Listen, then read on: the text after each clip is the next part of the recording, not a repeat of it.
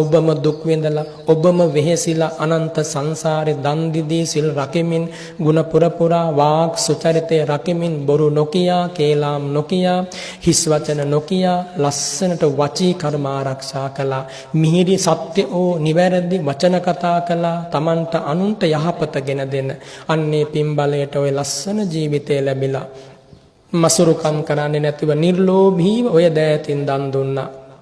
ඒ නිසා ඔය ලස්සන ජීවිතය අද ලැබිලා තියෙනවා. පුළුවන් තරමින් පින් කළා. මහා සංඝරත්නය මුණ ගැහිච්ච ජීවිතවල ගෞරවයෙන් දන්පැන් පූජා කළා. සම්බුද්ධෝපස්ථානත් ඔය අතර කරන්ට ඇති. ඒ පුණ්‍ය මහිමය නිසා ලැබිච්ච පුණ්‍ය ඵලය තමයි ඔය ලස්සන මිනිස් ජීවිතය. ඒ නිසා හැමදෙනාම කල්පනා කරන්න ඕනි. මම මේ මොහොතේ ඉඳන් මගේ ජීවිතය ආශිර්වාදයක් කරගන්නවා. සනසවා ගන්නවා. මොන දේ මට නැති වුණත් බුදුරජාණන් වහන්සේ මා වෙනුවෙන් සිටිනවා.